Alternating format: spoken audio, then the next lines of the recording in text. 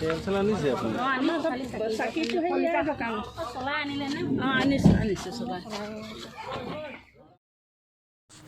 নমস্কাৰ বন্ধু বান্ধৱীসকল, আমি আজি আহিছোঁ লেটেকু পুখুৰীত, যি টুকুৰা ঠাইত শংকৰদেৱৰ প্ৰিয় শিষ্য মাধৱদেৱৰ লগত শংকৰদেৱে মিলন হৈছিলে।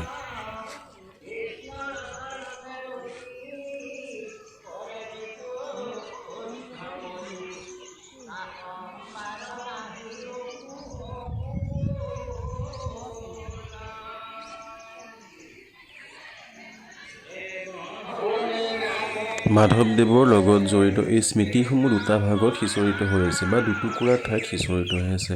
প্ৰথম টুকুৰা ঠাইত আমি গৈছিলোঁ, যি টুকুৰা ঠাইত এই ঐতিহাসিক পুখুৰীটো আছে আৰু লগতে এটা ঐতিহাসিক মন্দিৰ আছে, য'ত পাঠদান এটাও আছে আৰু লগতে উজিৰৰ গৃহও আছে।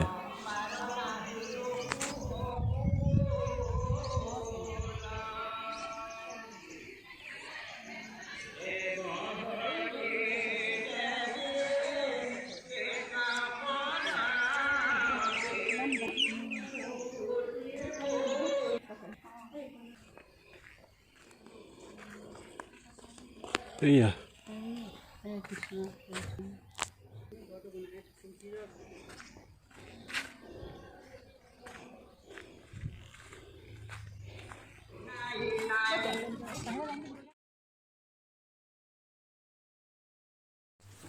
এই টুকুৰা ঠাইত এটা অতিথি ভৱন আছে, এটা কাৰ্যালয় আছে। অতিথি ভৱনত তেওঁলোকে ৰন্ধা বঢ়া কৰি খাব পাৰে, লগতে থকা খোৱাৰ সকলো ধৰণৰ সা সুবিধা আছে ইয়াতে।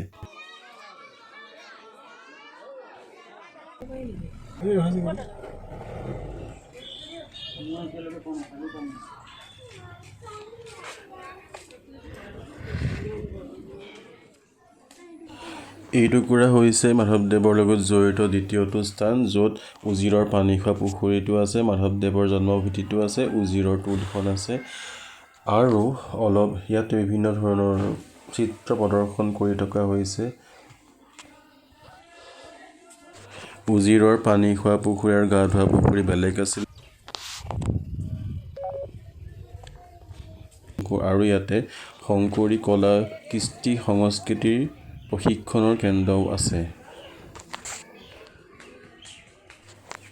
ভিডিঅ'টো শেষলৈকে চোৱাৰ কাৰণে সকলোকে অশেষ ধন্যবাদ থাকিল।